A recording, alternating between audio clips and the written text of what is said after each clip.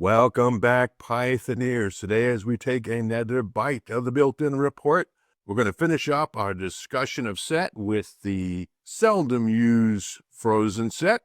And along the way, we're going to cover the need to understand hash values. And if you understand frozen set hash values, please go ahead and skip to the end and challenge yourself by asking and answering those PyQuest review questions. Otherwise, to move forward, we should note that when we're looking at set, of course, we have a whole set of operations, pun intended, which includes 17. But as you can imagine, a frozen set is simply a immutable set, which is going to allow us to copy, create differences, items 0, 7, 0, 9, and 11, with intersection disjoint as superset, as well as is subset, supported alongside of a symmetrical difference, as well as union, when we take a look at the difference between the class of set as well as frozen set. Now,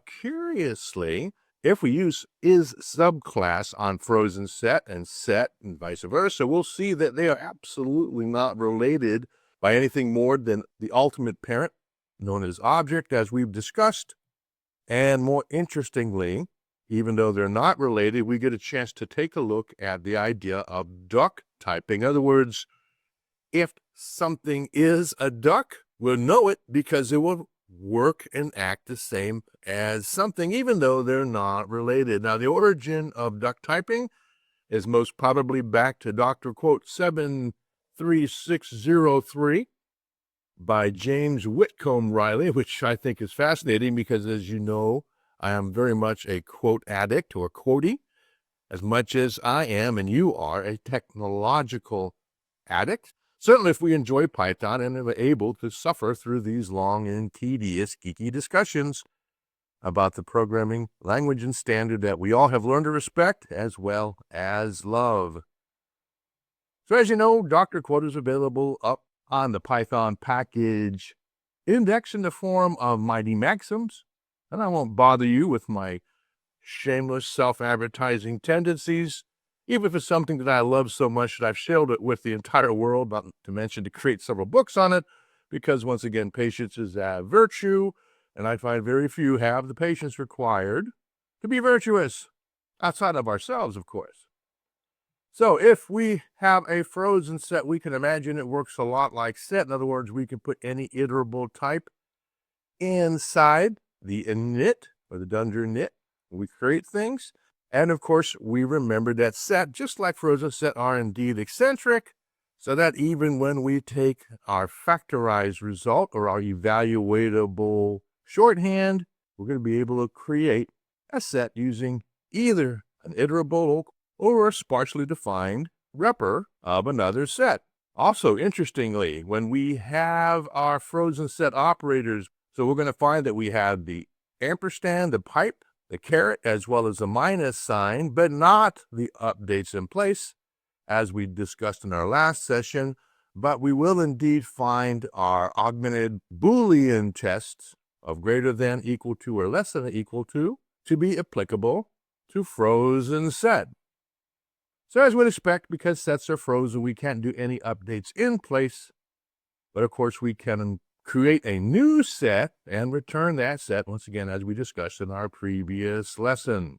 So one thing we can't do with either set or frozen set would, of course, include the plus, so the plus equal, but also anything we add to a set will have to be able to have a hashable value. Now, the curious thing about hashables, of course, is that although everything in Python who's related to object will have a dunder hash defined, in order to not have a hash value, you have to take some extra steps so as to return none or nothing from the dunder hash. And that is the case we see whenever we use a collection type, for example, this type being a list, so as to put a non-hashable collection into a set or a dictionary or just about any other collection type. Feel free to take my Python 1100 training, available on Udemy, as well as other content providers. or see the answers to these questions on the books available on Amazon.com. So if we want to see if any object in Python is hashable, which is usually the default, or has defeated the dunder hash mechanism, all we'd have to do, of course, is use the built-in hash function so as to see if we have an integral hash value. If we take a look at hash, of course, we're going to find out that, by way of review, and as just mentioned, if we took an instance of an object or just the object class itself, we're going to return something that we can take a look at. In this case, we can see if there's a type report at all for any default operations in object. And of course, there are no public members in object, but there are indeed a lot of dunders. And of course, one of those dunders is dunder hash, which would be activated when we use hash. And even though list is a subset of object and therefore would have a dunder hash value, here again, list will return no integral value for the built-in hash function to use. Our shortest lesson ever. Perhaps we should take a look at KA2046, a new card created and will be covered in the upcoming book for Frozen Set. Is it a built-in function? 2 can be modified. 3 is an instance of set. 4 is a subclass of set. Or 5, none of the above.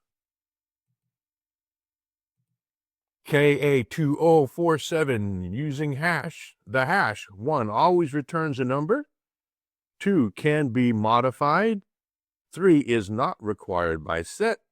4 never raises an exception. Or 5, none of the above. Believe it or leave it, this is a classic question, and it is covered in the book on Amazon, and we should be able to explain to other people what duck typing is. And if you really want to impress them, tell them about your doctor quote. Now, the interesting thing we didn't cover in this training, which is indeed covered in my book, is what are the pros and cons of duck typing. You can feel free to Google that answer to take a look at my products or come up with an answer yourself. So answer KA3027 on duck typing caveats. KA3057, a new addition to our PyQuest Nexus. We should be able to describe that hashing is either 1, creating a string for a number, 2, creating a list for a string, 3, creating a number for an object, 4, raising a value error, or 5, all of the above. KA3058 on Frozen Set, another new one for our Nexus. The Frozen Set 1 cannot be changed, 2 can be created from an iterable, 3 is not a child of set, 4 is a built-in function, or 5, all of the above.